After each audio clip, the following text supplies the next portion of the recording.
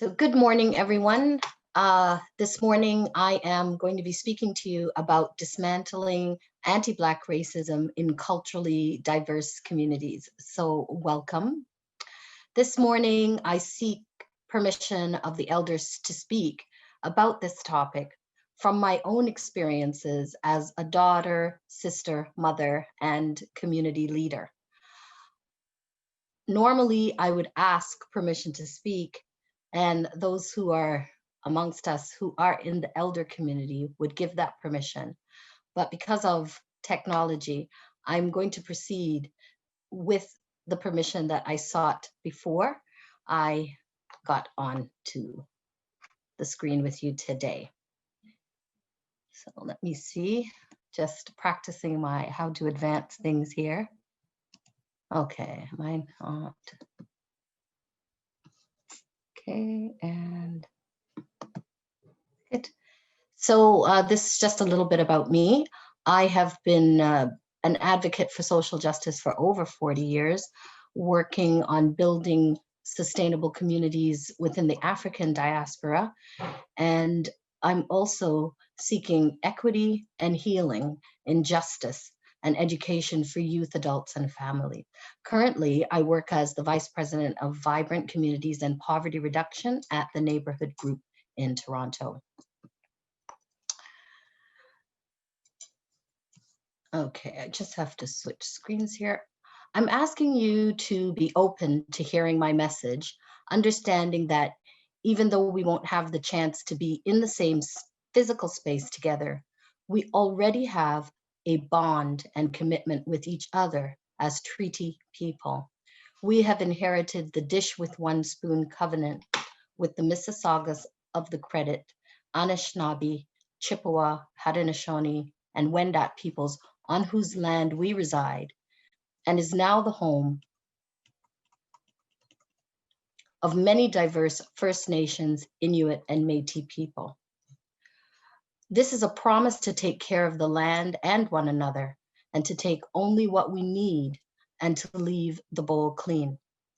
As immigrants and settlers and people brought here involuntarily, when we speak the land acknowledgement, we pay tribute to the legacy of all First Nations peoples of Canada as we work to strengthen our communities through listening and learning. As an act of reconciliation, we acknowledge our shared responsibility to care for the land and leave it intact for next generations. Today, I'm suggesting that we acknowledge the commitment to care for one another by providing a safe space that represents and respects everyone's humanity. This seems to be an ideal that we agree on and aspire to, but have yet to achieve. Some have taken for granted that we're making progress towards this ideal until recently. For some, the events of the past few months have been a confirmation and a validation of their experiences in this world. Okay, so I just have to go. Thank you. Next slide. So let's begin to explore dismantling anti-Black racism. So today you'll hear how it differs from racism, how it's historically and systemically rooted in colonialism, and how it plays out in diverse cultures, how our quote unquote cultural practices contribute to anti-Black racism. And the session will also focus on creating an organizational policy-based action plan to identify and support the dismantling of anti-Black racism. First, we have to understand anti-Black racism as a particularly potent, violent, and insidious subset of racism. It has a long history rooted in colonialism and the economic legacies that remain in place to this day. The playing field has not been level for people of African descent and Indigenous people due to the colonial history and its distinct impact on African and Indigenous people whose free labor is the foundation of all Western economic prosperity. Think about the magnitude of that reality. The world has been dependent on the labor and exploitation of these people, and it's not over. It did not end with the declarations of the end of enslavement. It continues to this day because it's necessary to support the economic structures that helped to create it. That's why a great deal of effort has been put into structuring and maintaining white supremacy, white privilege, Eurocentric cultural and economic domination, spiritual erasure, dehumanization, and the denial of opportunity. These require xenophobia, stereotyping, prejudices, biases, false tales, theories, and the creation of covert, undeclared, though well-known, racial hierarchies. And all of this must be dismantled. To speak about anti-Black racism is not to deny the existence of other forms of racism and oppression. But for various reasons, it's necessary to differentiate between anti-Black racism and indigenous racism, and to differentiate them from other forms of racism, to actively acknowledge, understand, and dismantle. The key difference is the ongoing global economic structure that relies on anti-Black racism and indigenous oppression. An understanding of the history and residue of the dehumanization and world dependence on continued oppression of these peoples is critical. Canada has a Eurocentric orientation that seeks to award those who support it and devalue and punish those who challenge it. We celebrate European history, food, fashion, philosophies, monarchies, colonial practices, businesses, wealth, and products. This is something that we have in common across the colonial experience, and with it, we have adopted and internalized racist attitudes, stereotypes, opinions, and practices necessary to maintain European economic domination across our many diverse cultures. Okay, there we go. So to dismantle, we have to sort of understand what we're talking about. So anti-Black racism is policies and practices that are embedded in Canadian institutions that reflect and reinforce beliefs, attitudes, prejudice, stereotyping, and discrimination directed at African people, African descendant people, and they're rooted in their very unique history and experience of enslavement and colonization here in Canada. This definition is supported by the City of Toronto Anti-Black Racism Unit. There is another definition that is part of the federal anti-racism strategy, but I find that it does not hit on some of the things that we need to hit on that underpin anti-Black racism and how it's embedded particularly in colonization and enslavement. Anti-Black racism is a global cultural phenomenon that manifests as shadeism, caste system, or second-class citizenship based on skin pigmentation, hair texture, color, your nose, your lips, your physical features that are identified as closer to African than others. Skin bleaching creams sell out quickly, as many in our diverse communities risk their own health to appear whiter. Plastic surgery adjusts your eyes, your nose, the butts, the lips. It's an industry that's created by the demand to achieve the ideal look of closer to white. Fair skin, straight hair. I could go on, but I think you know what I'm talking about because I'm assuming that many of us are from these cultures, and so you understand how these things connect and how the self-identification with away from our own cultural looks and our own cultural practices has been interfered with, and we try to identify with a look and a culture and a way of being. We change our names. I named my children with African names, and many people told me that's a very dangerous thing to do because, you know, when they go into the workforce, they may be discriminated against. So we do all sorts of things to accommodate these things, and it has the impact of erasing a little bit of who we are as a unique people. Within the context of North America, we have a construct referred to as the model minority, and our hierarchy of race and culture is stratified based on color, placing Europeans at the top, followed by honorary whites, Asians, South Asians, and then Africans and Indigenous people, to the detriment and harm of African and Indigenous people. Our collective silence on the topic of anti-Black racism and our continued complacency on Indigenous rights brings us to this point where we've all agreed it's time to act. It's time to dismantle anti-Black racism across all cultures. It's an important starting point to reclaiming our collective human dignity and ending the systematic devaluation of every people group. Dismantling requires first understanding and acknowledging that power relationships based on domination, it's harmful and continues to cause harm today, and will also do so in the future if we don't stop and learn from our mistakes. The past is happening now, and so is the future.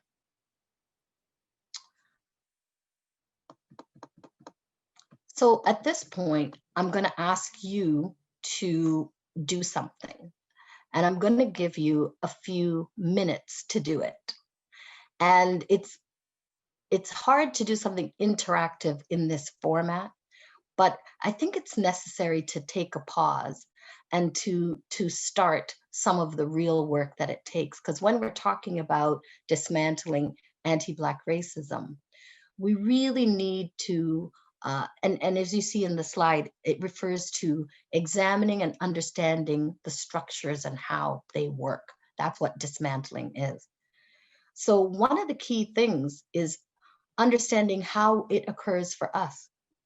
So I'll tell you, the exercise that I want you to do involves just thinking at this point, because I don't think we can do anything more interactive than that. And I want you to examine your own history, your own past, the actions, beliefs, attitudes, and structures that exist.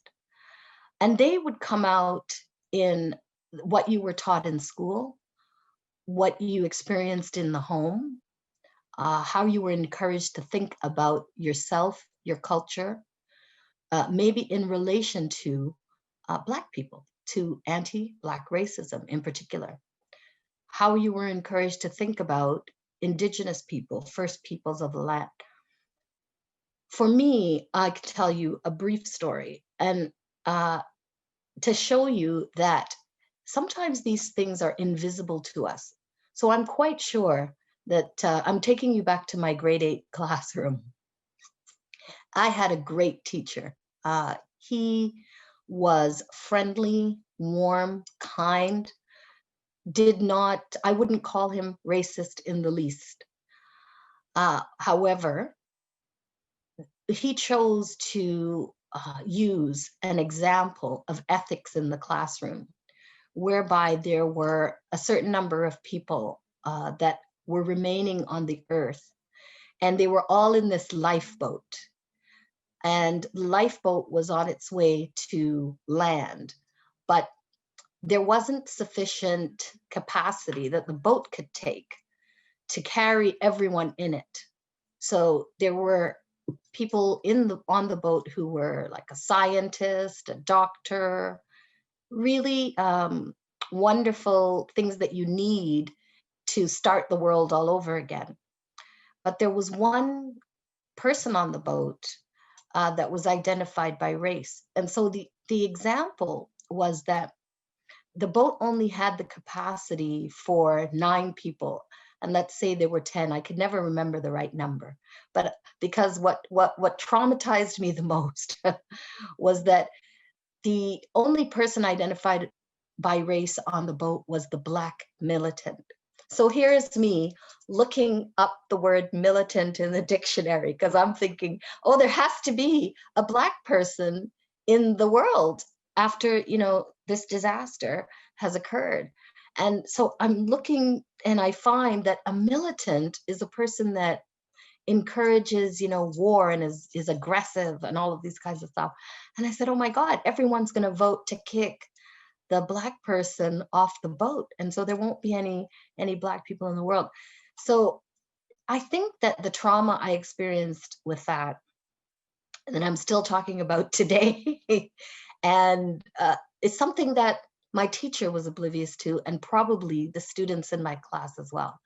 But I count it as one of those early experiences of deeply entrenched anti-Black racism that was being taught systematically to people and taken for granted that, oh, it's okay to exist in the world without Black people. Yeah, we just throw the Black militant off the boat. So I'm sure that that hopefully, I know listening to me and trying to think about your own history at the same time is probably difficult, but it's things like that, little experiences, things you may have heard, something on television, maybe something on the radio, a newspaper, something that told you that Black people were not as valuable as others. And so that's one little exercise that helps you to frame where this all fits in. Next slide, deadly encounters. So racism is an issue for a lot of people. We know this. So why the focus particularly on anti-Black racism? Well, recently there were some stats that show that Black people make up about 8.5% of the population, but 85% of the hate crimes are committed against Black people.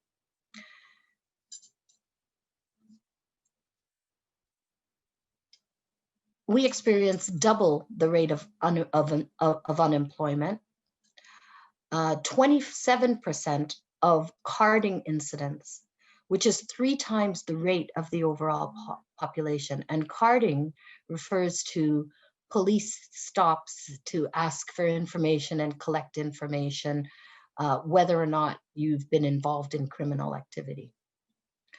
48% of those expelled from school, despite being only 12% of the TDSB population. So that's a TDSB specific stat. 42% of children in care with Children's Aid Society are Black, 42%. And remember, we make up 8.5% of the population overall.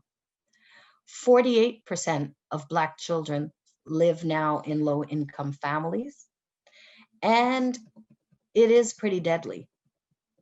Black people are 20 more times likely to be killed by police. They account for 61% of all cases where police use force that resulted in death. According to the Andrew Loku inquest, and Andrew Loku is the gentleman pictured on the slide. He was shot within 5 minutes of 911 being called, with police responding to a mental health crisis. So I don't like to necessarily focus in on police because what we're talking about is anti-Black racism. And I think that the reason that police are able to act with the level of impunity that they are is because of the existence of a structure and system of anti-Black racism that supports that and justifies it. And that I hear it, it comes up in my circles with people who are friends of mine. They'll call me and they'll ask, or I look at my Facebook posts and I see that people are having conversations about, well, did that Black person listen to the police? Was that Black person committing a crime at the time? Somehow there's a denial. And this is unique with anti-Black racism. It's unique because of the pervasiveness of the economic, social, and physical impacts on African people who disproportionately experience negative outcomes, whether it be in education, employment, or the justice system. It's unique because there's a veritable onslaught of imagery of African bodies being ravaged, violently harmed, and even murdered. If you think about who dies first in movies or who dies most often, and who's most often depicted as the criminal. These are the ways in which anti-Black racism is reinforced. These atrocities are witnessed by others in these films and these stories who are depicted as powerless to stop it. And as the viewer, you kind of empathize. Yeah, I can't just step in and say, hey, you know, you're being racist. It's a way of teaching us that what is happening to those, what we can see right in front of our face, we're helpless to stop it. But I'm here to say that we have to stop it, and we have to recognize it, we have to call it out. It seems dangerous and risky to step up, to speak out. And by the time our children are 10 years old, let's just think about that, 10 years old. So we know that the first years of life are the most formative of your attitudes and beliefs. They have been exposed to a hefty menu of images of everything from lynching African bodies, hanging and swaying in the wind, to Africans being shot, handcuffed, running from police, committing crimes disproportionately, reinforcing ideas that the plight of African people is their fault somehow. This is traumatic, and it impacts the mental health of our people. It impacts the mental health of African people, but it also impacts the attitudes and beliefs of everyone else about African people. So it's not just the media, it's not just the police, it's colonialism. And that's the next slide, and its impact. So can we advance the slide? Thank you. I don't know if I'm advancing the slide or if my tech support is doing it, because I'm having to also advance my notes. So thank you if you're secretly behind the scenes doing it. Colonialism. The phenomenon known as anti-Black racism is backed by centuries of scholarly writings, persisting to this day. People are still trying to prove the inferiority of African people to this day. They endeavor to claim that we are inferior as Africans and as human beings. And just these justifications for the mistreatment of African people originate in colonial structures and within the system of slavery. So when members of the Christian faith were questioning the treatment of African people, because of course it is at loggerheads with the belief that we are all children of God, right? But they questioned it. They challenged the Pope, and the Pope actually declared, historically at one point, declared that African people were not quite human, that they were subhuman, that they were deficient and less capable. Over time, as we've moved further and further from the sources of these lies, they've become entrenched as stereotypes and beliefs, and the residue of devaluing people and the theories of race stratification are deeply rooted in the psyche of most people across the world. Why has it been sustained? Because of the economic power gained by free labor of people of African descent for over 400 years, and Indigenous people across the world, not just here in Canada. There would be no United States as a world power without the enslavement of African and Indigenous people. British colonialism also benefited from enslavement. I just learned this, it wasn't until 2015 that Britain finished paying off the colonial slave owners for declaring an end to slavery. So when Britain declared the end to slavery, many of the slave owners said, hey, you know, that we're losing a lot of money here. You have to pay us for this new policy. And those payments continued until 2015. That's only 5 years ago, ladies and gentlemen, 5 years ago. That means that British taxpayers, including the descendants of slaves, were being economically taxed to pay for the enslavers of their forefathers. So it's not only Britain, all of the colonizers, France, Spain, Portugal, Holland, Belgium, I'm sure I'm missing some. They continued to benefit from the disparities rooted in this history and the wealth structures that are entrenched within the economic structures of the current time. This is really critical and important because I think, like I said, as we get further and further away from this colonial past, this colonial history, we tend to accept or not understand where our beliefs about Indigenous and African people come from. We don't understand that it was a deliberate story and a deliberate system set up to place us in this stratified space. So I'd like to move to the next slide. Okay, so maybe I am doing it. Okay, I'll go over here. Okay. So the village. So here I want to talk to you about this really overused analogy of it takes a village to raise a child. But I want to say that let's embrace it and let's say that we believe in that village. Then we would know that anti-Black racism, racism altogether, Indigenous oppression, the impacts of colonialism are not taking us towards that loving, safe space of our village. And according to the Canadian Charter of Rights and Freedom, everyone has equality before and under the law and equal protection and benefit of the law. So these are some of the agreements we have in our village. Yet we have the presence of racism. Canada has a long history of that. So the Indian Act, residential schools, the 60s scoop, the Oka crisis, the pipeline recently, Chinese head tax, Japanese internment, a class of enemy aliens was created for Germans, Austrians, Hungarians, Turks, Ukrainians during the various world wars.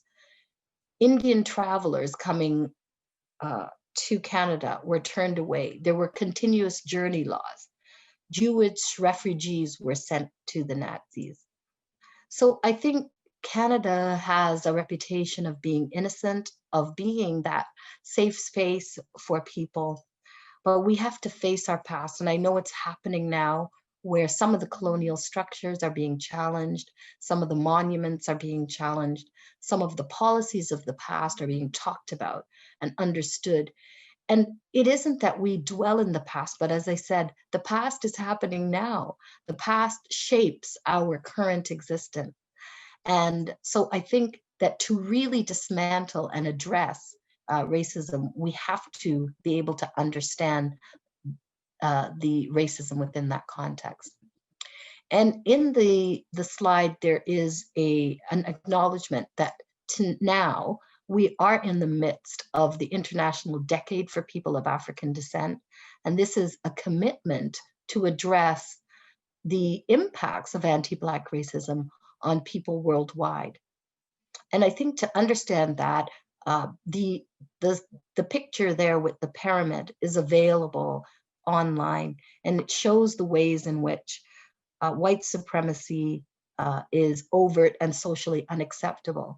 But in order to make transformational change, which is what dismantling anti-Black racism requires, we have to also understand the covert ways in which racism operates. So I thought that was useful to show you. And I also think that it is a personal commitment that we have, that racism stops with us as individuals. So this next slide shows some pictures from around the world. If you, I had a conversation with a friend of mine who lives in Brazil, and he mentioned to me that there are certain products that still have really negative images that are caricatures, really, of Black people and how Black people are taught, are thought about. And one of the things that stands out in what he told me is that he lives in an all-white area, and the only presence of Black people in that area is to be servants for the white folks who live there. So we know that these kinds of stratifications still exist, and modern forms of slavery, because Black people quite often are in the lowest paid jobs across the society. And so we're going to examine that a little bit, because I think it's parallel in some of the structures of our organizations, where the lowest paying jobs are occupied by African people. And we saw that with COVID, many of the people who are on the front lines are recent immigrants, and a great deal of them Black people. So anti-Black racism is present in all cultures, or most cultures, and that includes with people of African descent. It's expressed sometimes as internalized racism, self-loathing, denial, erasure of our indigenous cultures and traditions. Whole communities are striving to be white, and an idea of whiteness that equates whiteness and and with ideals and standards of economic superiority, stability, intelligence, innovation, beauty. This has caused historical trauma and microaggressions. White fragility, brown fragility, described by Dr. Vidya Shah of York University as the complacency and inaction of brown people who are passive and compliant and constantly striving for whiteness, and to hold space as the model minority that I mentioned before, subjugating African communities and rendering them less valuable. Anti-Black racism shows up across cultures. It's I've heard these conversations, I've seen them online, where they deny or downplay the impact of slavery by saying that every human group throughout history has participated in enslavement. But this obscures the truth about the scale, scope, and the involvement of multiple European colonial powers in the model of economic exploitation, which continues to the present day. So I've heard it say, that one tribe would have a war with another tribe and they would take the slaves and so forth. But I think there is an important distinction to understand the lasting impact of the transatlantic slave trade on African and indigenous people, and I've alluded to that already. We also hear terms like Black on Black violence, which really, when you analyze it, it's completely false, holds no significance, because we don't talk about white on white, Chinese on Chinese, Indian on Indian. We don't. We only reserve that phrase for Black on Black. Why is that? Because statistically, the people that you're most in contact with are the ones that you're going to be violent against, unfortunately. But you're in relationship with them. So the fact that some Black people kill Black people or are violent against Black people is really a characteristic of human existence, because white people are violent against white people and kill white people. Chinese people are violent, and so on. So, but this normalizes and sets an expectation around Black violence, and it also serves to exonerate those who kill Blacks unjustly or mistreat or who violently act against Blacks, because we can dismiss it and say, well, Black people do that to themselves. We need to reduce the incidence of anti-Black racism by and acknowledge its systemic nature. So you see in the photos there, there's a soccer player holding a banana. And we've heard that many times in the middle of a soccer game, you'll have bananas being thrown on the field. And this is in Ontario, in Europe. It's not something that's only happening elsewhere. You'll also see a picture of the little boy who was part of the H&M campaign. That was only 2 years ago in 2018. And his shirt said something like the coolest monkey in the jungle. It caused quite a stir, and mainly because of the historical association of the features of African people with primates, with apes, and so forth. And it's an insult. And it reinforces inferiority and the inhumanity of people of African descent. So despite DNA evidence and a landmark study done in 2002 by Stanford University, among many others, that confirm that there's absolutely no evidence that the groups that we commonly call races even have distinct and unifying genetic identities, it's all incorrect. These ideas are just part of popular culture. They're not part of science. In fact, as I understand it, I could have genetically more in common with a person who is phenotypically white than I do with someone who's phenotypically Black.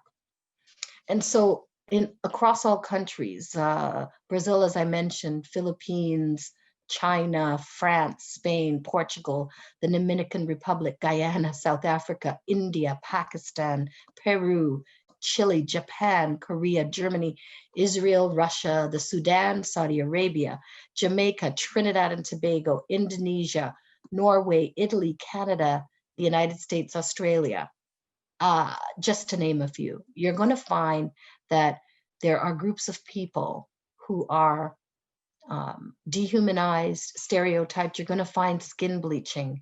You're going to find people hiding from their real cultural identities and names. Dehumanizing stereotypes and expectations that go with them have been internalized by people in every culture and geographic location. So now let's talk about you. Because in the end, it is about you. We need to take action. We need to be the ones to do this. And to do that, we have to have a certain amount of self-awareness. I'm touching the surface today, but there's much more information available. And in order to address this competently, we really have to understand that this is not just about hatred and immorality and attitudes. It is about a systemic and economic system that is entrenched in our societies. It's the foundation on which our wealth is built. European wealth is built. European domination is built across the world. It is something that, even though I am speaking about it from the point of view of an African person, this is something that is experienced across cultures. We know what it is. We know that we lived in cultures where we aspired to be European. We were taught to do that. And the finer the sediment of that, when you sift through it, what comes out is, at the bottom of that stratification has been people of African descent. So we need to raise our level of self-awareness about how this is operating insidiously in our cultures. We need to listen.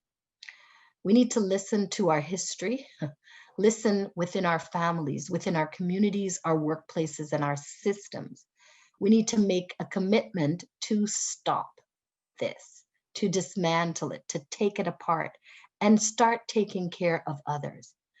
I think we know how to do this as well, because everyone knows what it feels like to be respected. So we can actually do it.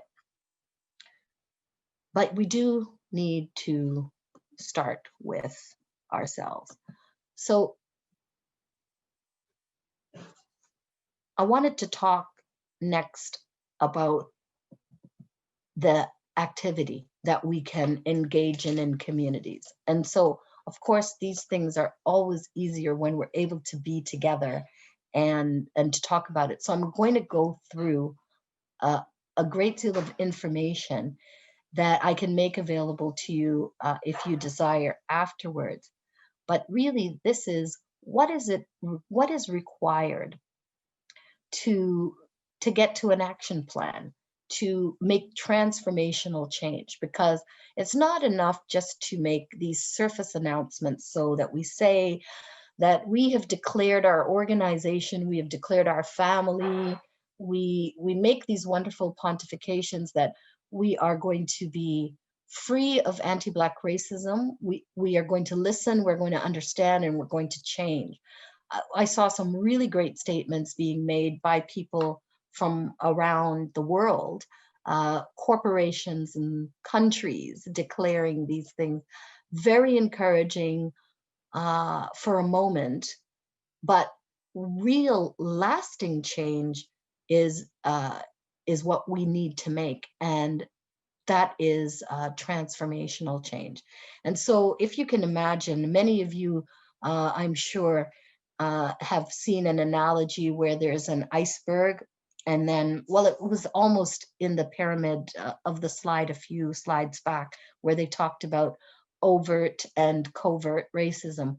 Well, let's use that same analogy and think that the statements that we've heard are the things that are above the water, and it's what we see every day. And you smile with people, you have lunch with them, you have them as your friends, and everything's just fine, but you never really are making the kind of change that we need to make unless you're addressing what's under the surface of the water.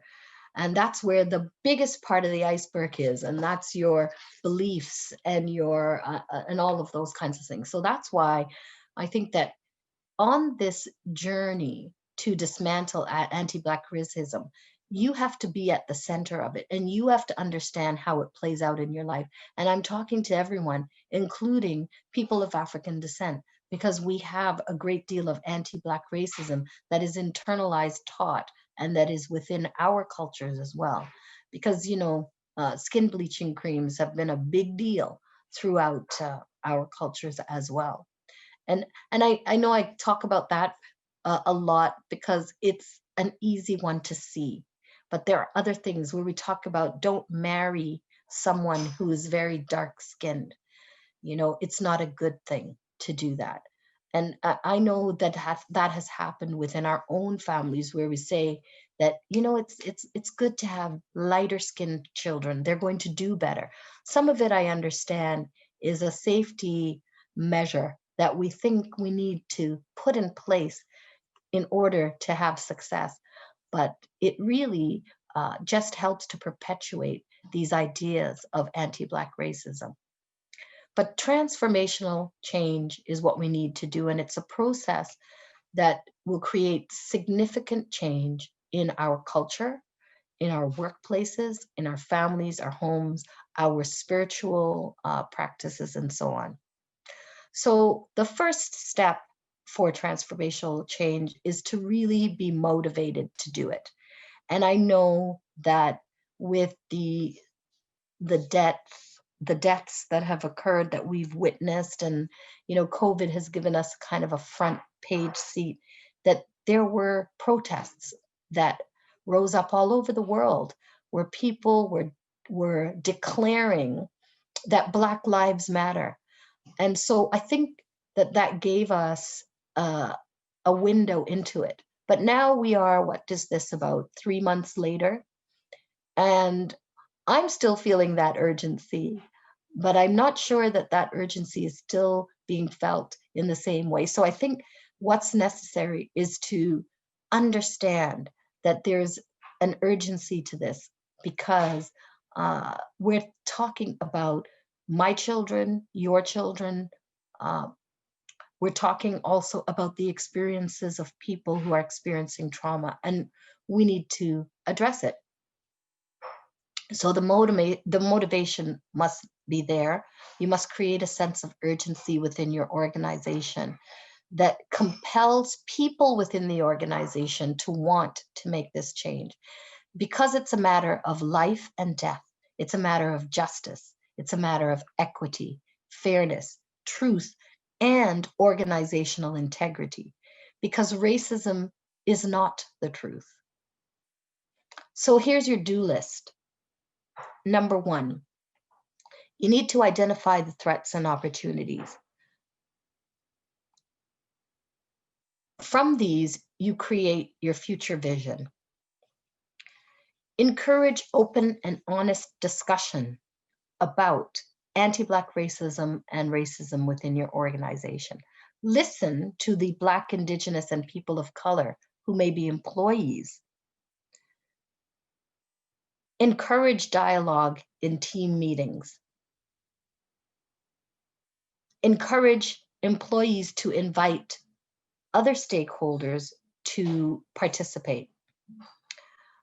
That may be people who are service users or suppliers, for example.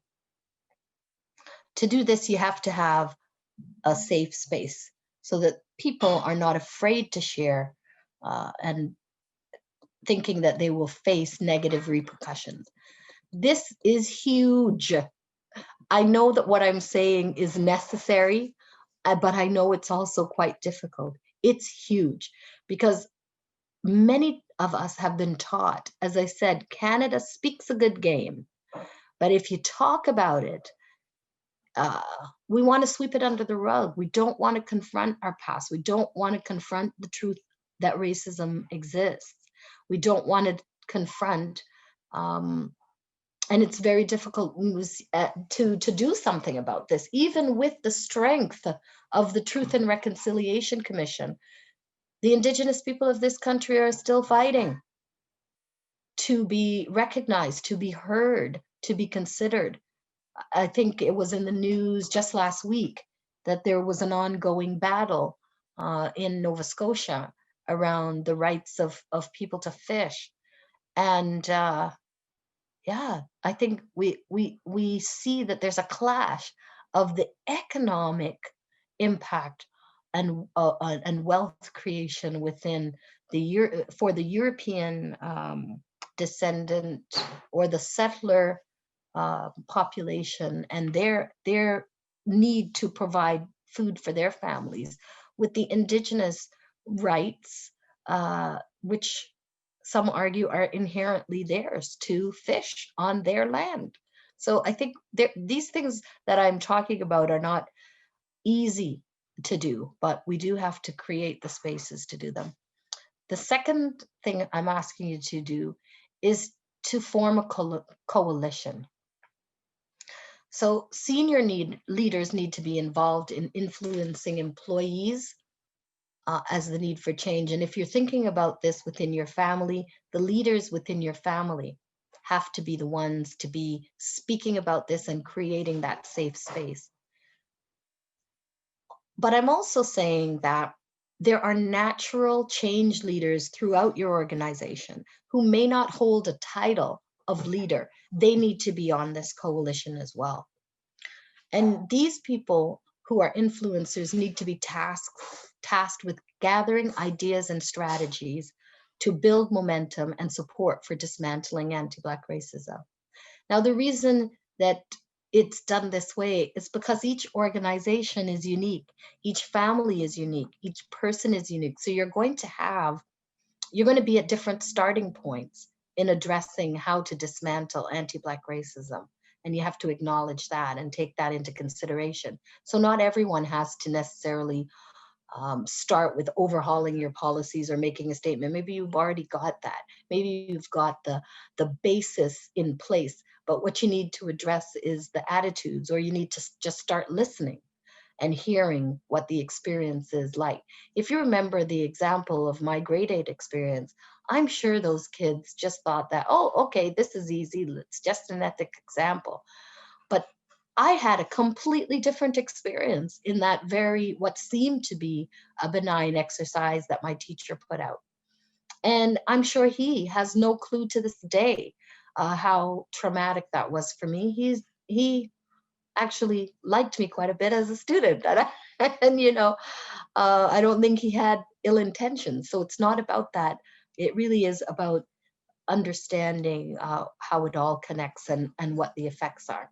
The third thing I'm asking you to do is to create a vision. And for that, it does take you talking with the folks in your organization and answering a key question. What is the end goal of this work? And I'm suggesting that it would be a future organization or a future group or a future family that is free of, in particular, because we're addressing dismantling anti-Black racism, free of anti-Black racism. So this, for this vision to become a reality, you also have to look at the organizational values. Do they need to be modified? Are we living up to them? Chances are the values similar to the expression of the Canadian Charter of Rights, which talks about equity or equal experience for all and equal opportunity for all. Chances are at the value level, we're on point with this, but it's on the implementation and on listening and hearing how those experiences are playing out. The fourth step is to do both walk and talk. So it is about having the right messages, the right policies, and having an anti-Black racism statement, sure, but we have to walk it, we have to live it, we have to breathe it, and on a personal level, we have to become it. And to do that, we need to be open.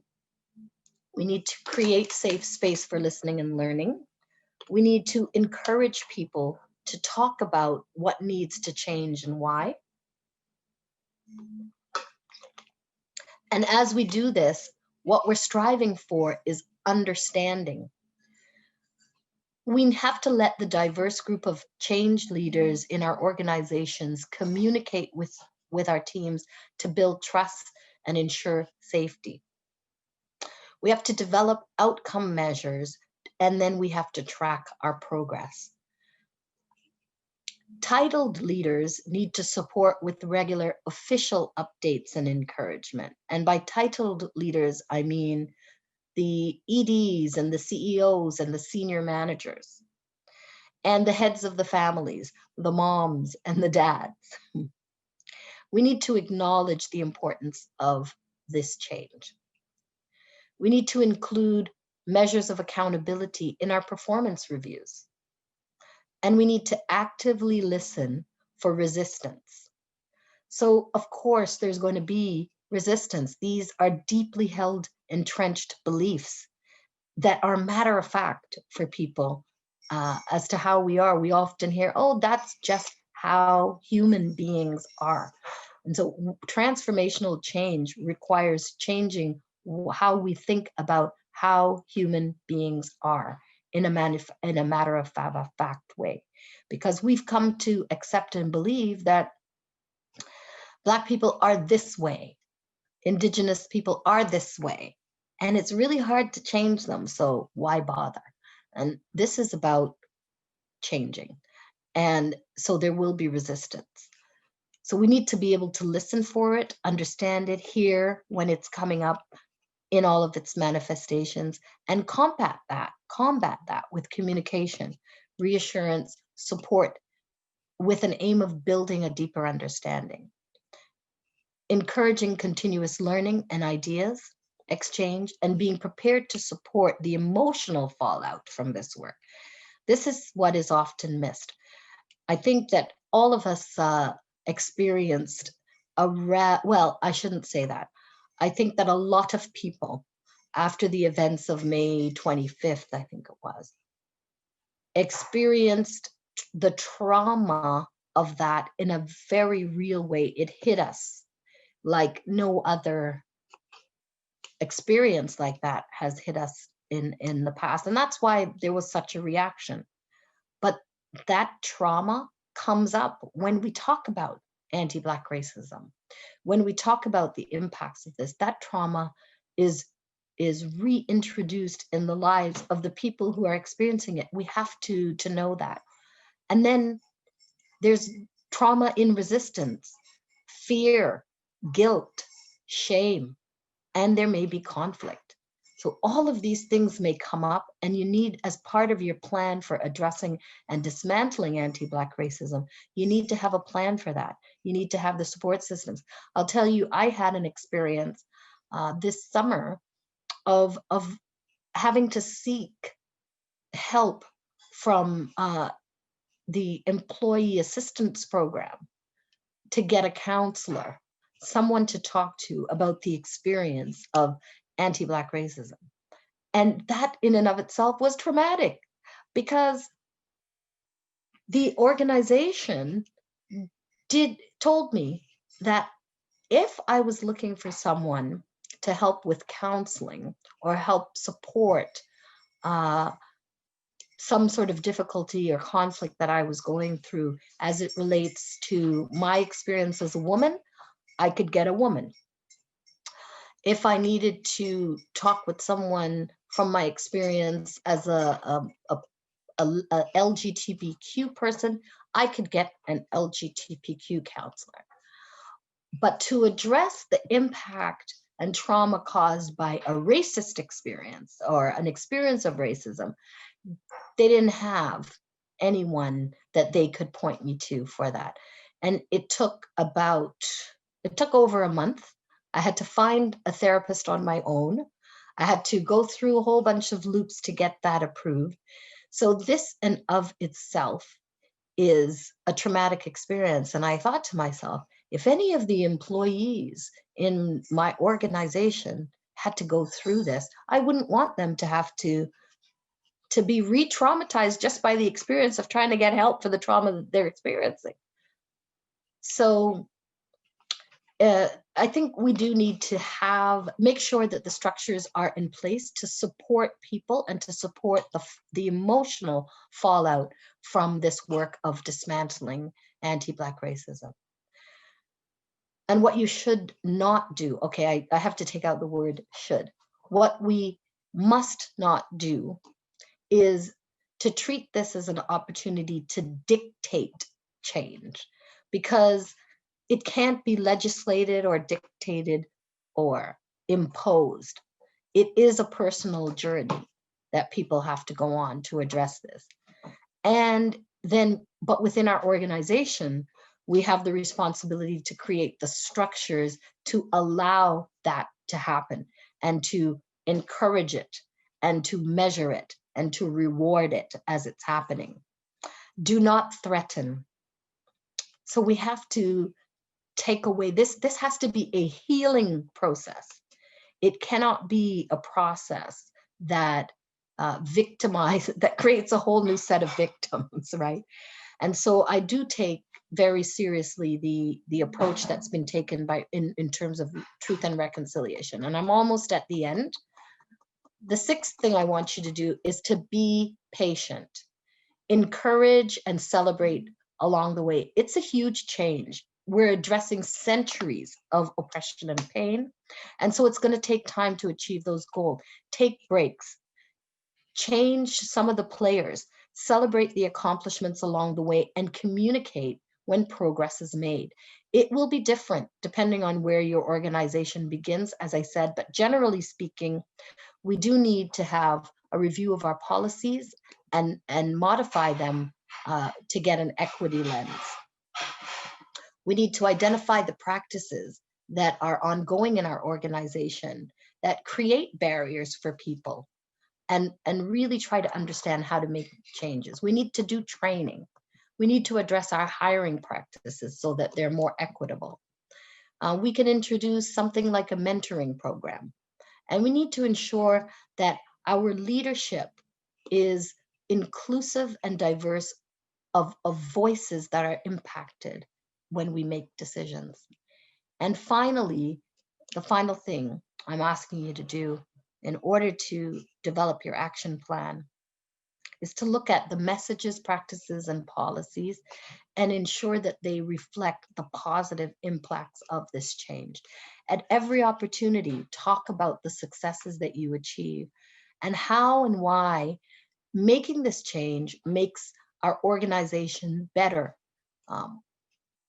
puts us in a place of leadership, innovates. We need to transform our hiring practices and recognize and reward the changes and report back on these changes and these successes in our annual report. We need to treat this as a priority in our businesses, in our organizations. So the ideal new cultural identity is one that, for our organizations, would be one that's open to ideas. It would be a safe space to talk about the experiences of racism. It would be a place of continuous learning, self-examination, and change, where employees are empowered and encouraged to communicate openly and to share strategies. That managers offer support and appreciation, and that employees put forth a genuine personal effort to listen and understand the diversity of experiences that we're having in our organizations. And so that brings me to the end of the formal part of the presentation. And I understand that we may be able to deal with questions.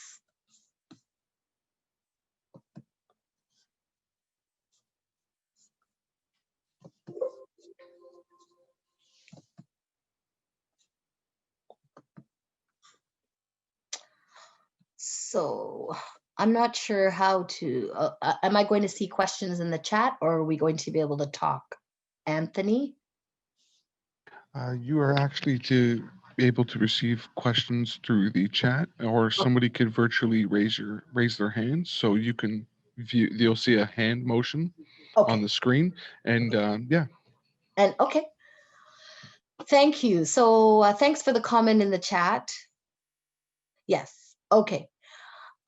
So I have a question in the chat that says, do you have any recommended resources to assist with the development of organizational policies?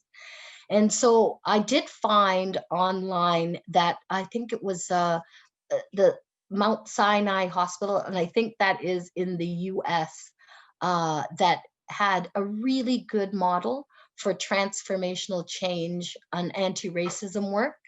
And so that you can find that resource online. Also, if you want to contact me, I can put my email in the chat, and I can talk to you about that offline and give you some more direct resources. There's so many books and things out there now that talk about the need to move from just being what do they say? Move from being anti-racist to being, move from being non-racist to being anti-racist, meaning that we're going to put some action into it. The way I like to think about it is that it has to happen on two tiers. You cannot have just the organizational policy changes and so on. We've had that for years. We've had anti-discrimination policies, anti-racism policies, all of these things in place. What we haven't had is what's under the iceberg, a look at how to transform organizations, which takes that personal approach first. People have to understand how this plays out in their personal lives and situations first. So I see Giovanni asking, we get lots of questions on allies and how to effectively be an ally. Do you have any suggestions on resources or training that we could share, not only with staff, but clients and volunteers?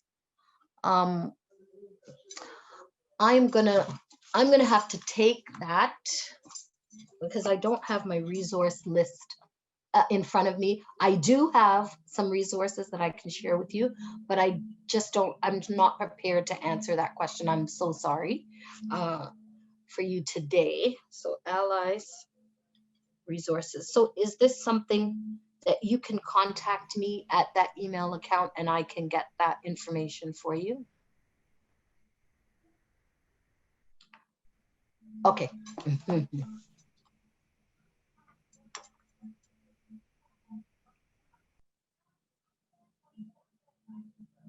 Yes, I will. So the question is, would it be possible to get a list of the action plan recommendations that I offered today? Yes, it is. I also have a worksheet that walks you through the two dimensions, the personal and the organizational dimensions, that really just walk you through the kinds of questions that you could ask, and it would be a good complement to the steps that I laid out today.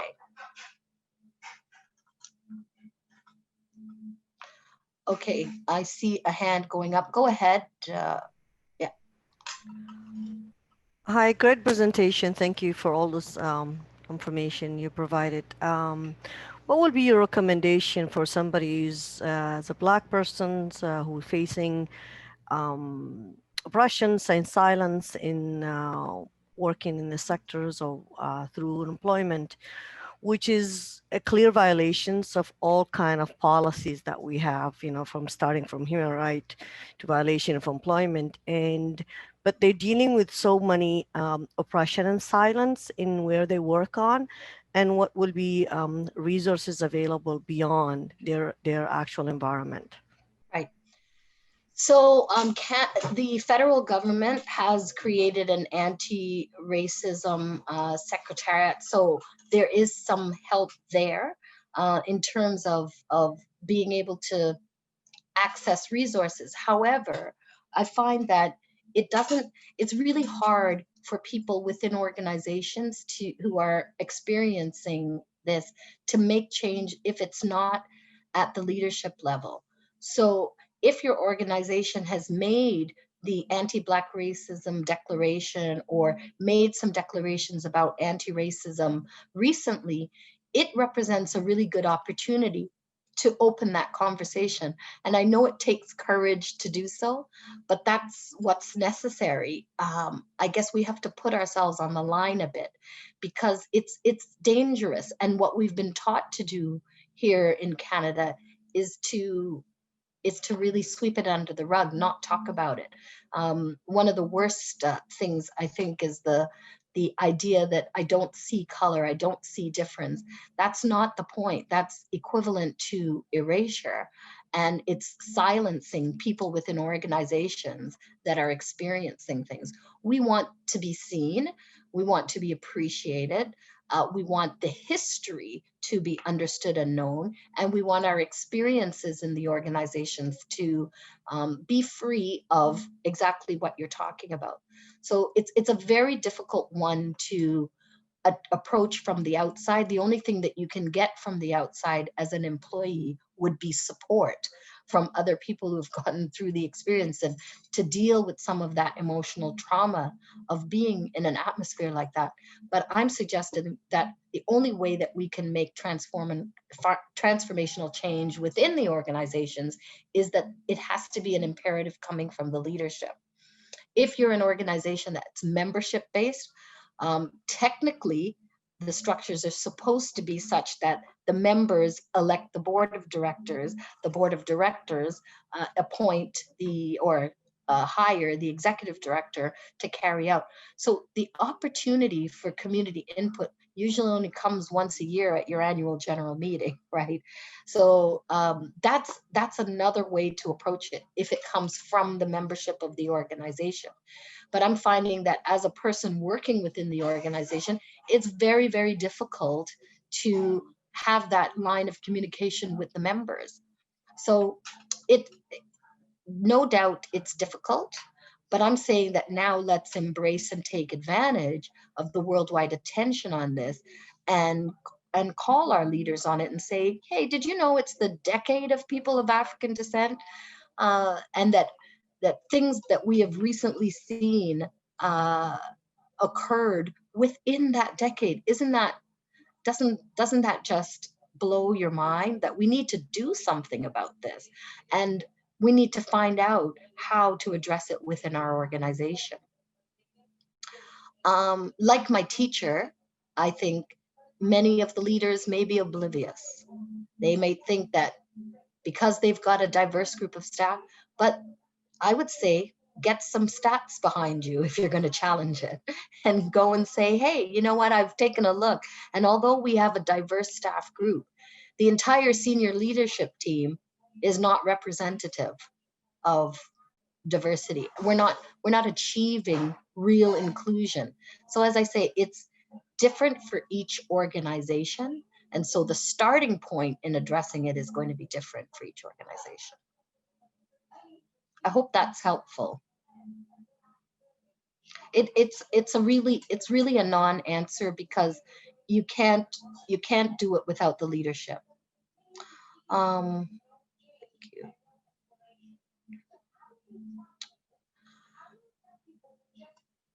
Any other questions?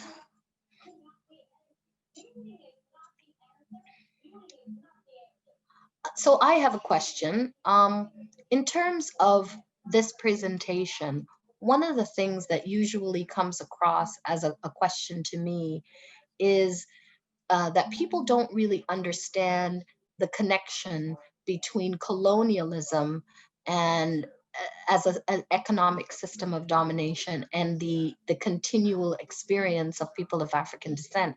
So we kind of live in this place where we always ask the question that, oh, well, you know, what was the Black person doing that caused the reaction? Or, you know, we tend to have stereotypes of Indigenous people as being not interested in being productive in some way or shape or form. And so usually when I present, I didn't present a great deal of data because I wanted to make it more anecdotal. And to encourage you to find out some of that data. But things like the racist history of Canada, and also things like the connection between colonialism and the economic systems that are prevalent to this day, that's usually something that is that I get a lot of reaction to, that people say they have learned. So I'm just asking, did you find that that was a connection that was helpful in understanding the unique nature of anti-Black racism as opposed to other forms of racism, and why there's a necessity necessarily to focus on it?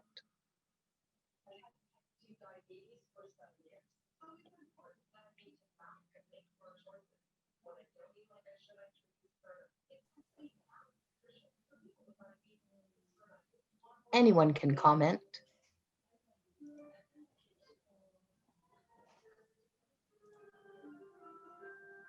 Okay, so do I have anyone?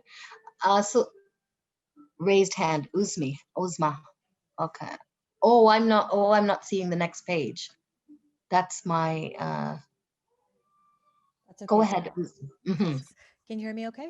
Yes, can. Okay, perfect. So it is extremely helpful because when you're looking at racism or racism within the Black community, you don't really look at the roots. Like, media does a really horrible job of covering why things take place and what some of the history is. And even, obviously, we all know this, even the educational system doesn't cover why things take place. So it's really helpful to really dig deep and find out really the roots of why things are happening, and how we've come to the point that we're at now, and why it's so important to focus on anti-Black racism.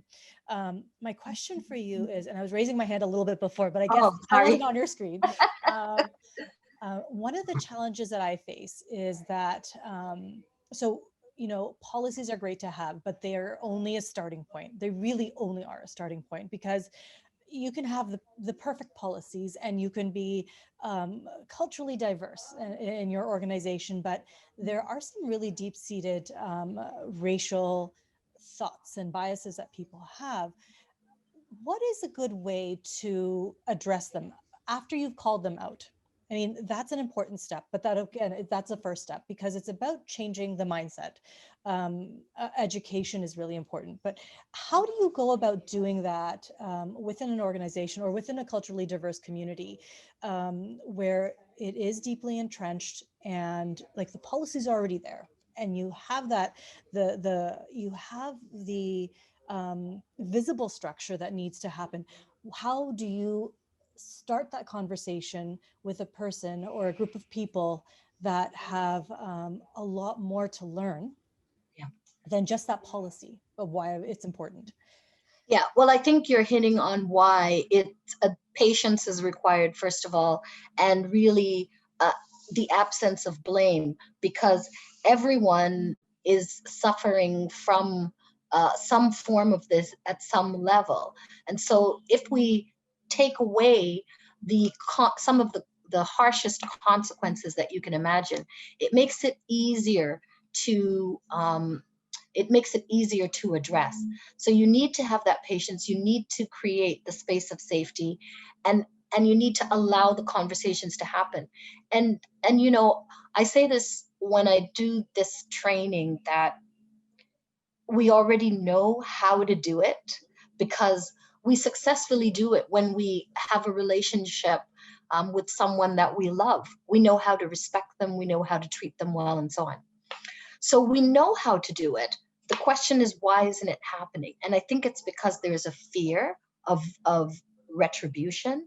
There's a fear of being called out as racist, if you're honest, and there are lots of consequences attached to that. So if we are looking at this from the perspective of healing, which is where I suggest it comes from, it is related to our performance on the job, all of that kind of stuff. And so to a certain extent, the sort of hierarchical and punitive model in which we operate in our organizational hierarchies comes into clash with the idea of restorative justice, which is what I think is needed. We need to listen to each other. We need to forgive one another, and we need to move on. We need to hold each other accountable. So when I say forgiveness, it's not in the sense of everything that you did is okay. It's, I forgive you for not knowing right now. So I've had to go through that with my friends and say, I have a friend who is Goan, a very, very good friend of mine. And she called me to say that her nephew and niece were tired of hearing about anti-Black racism because, you know, as South Asians, they're also experiencing racism, and they don't think that this conversation is about them, and la la la. And then when we started talking, and I started to talk to her about her cousin who is married to a Black man who's been ostracized from the family because of it, and the skin bleaching, that and the idea of being fair as an Indian, and the fact that she has really curly hair and all of that, and that she was always thought of as less beautiful because of it. Then we started to really understand, and I talked to her about the Shidi people and the Sidi people, and I talked to her about the Dalits and the African people who have been settled in Pakistan and India for centuries, who are just not recognized as being part of that culture. And this is only because I was having a conversation with a person of South Asian descent. So I'm not trying to single that community out, but these kinds of things take time to really get to the bottom of it. And the only way forward is through first a personal assessment, and then a willingness to do that same assessment at the organizational level, and to move beyond just what we say and look at what have we been doing? What are the barriers that exist in our organization? So you have to kind of go through, it's like a doctor doing a diagnosis. They can have a theory about, oh, you know, cancer is this, but you might have a particular kind of cancer that needs to be addressed in a particular way.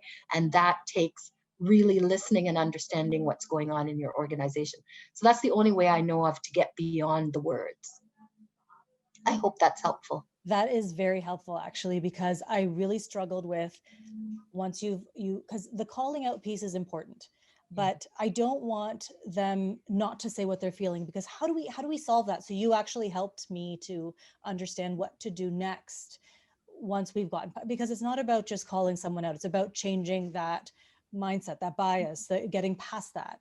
Right. Exactly what you're saying, the listening, the learning, the forgiving, all really important aspects. So thank you very much. I do appreciate that. That's really very helpful for me. Good. And the other thing is, because it's within a healing process, you have to take care of not only those people who may be offensive, because living with that hatred or living with that guilt is going to have a traumatic effect on them as well. So as we do this, we have to take care, that we really have to embrace the village analogy, and we really have to take care of not only those who are on the receiving end, but those who are coming to the realization, because we're doing this work, that, hey, you know what, maybe I haven't been the happy-go-lucky, wonderful, innocent person. Yeah, and in a colonial structure, none of us are. And when it comes to the treatment of Indigenous people in this country, none of us are free of that. We all have to do something about it. So that we share. So let me see. I think it's a forgotten point that this is due to our colonial upbringing, and the map you showed explains how European colonialism continues to drive the inequalities in our societies. Yes. It was extremely surprising and concerning that we're still paying the debt 5 years ago. Yeah, that's incredible. And another thing that I learned, which was like shocking to me, was how many of the European slave owners, I just picked out the British example there, but it was true that I think Belgium was paid reparations by Angola. France was paid reparations by Haiti. The list is long. So this idea that these countries that are now, like Haiti is one of the poorest economically countries in this hemisphere, and they were made to pay France back for winning their freedom in a revolutionary battle there. So I think understanding the history of these things really brings us to an important, and I see we only have about 3 minutes left. So yeah, I really apologize that I didn't bring a whole bunch of resources, but I encourage you to contact me using that email, because I do have quite an extensive list of books and resources that might be helpful in wrapping your mind around some of the concepts that I presented. I recently read a book called Black Fatigue, and I reviewed it for the charity report. And I'm going to next be reading, well, right now I'm reading a book about the economy, but next I'm going to be reading one about inclusive leadership and reviewing it. So some of these books are not yet out, but those are the kinds of things that will help us to continue to shape the way forward on these questions.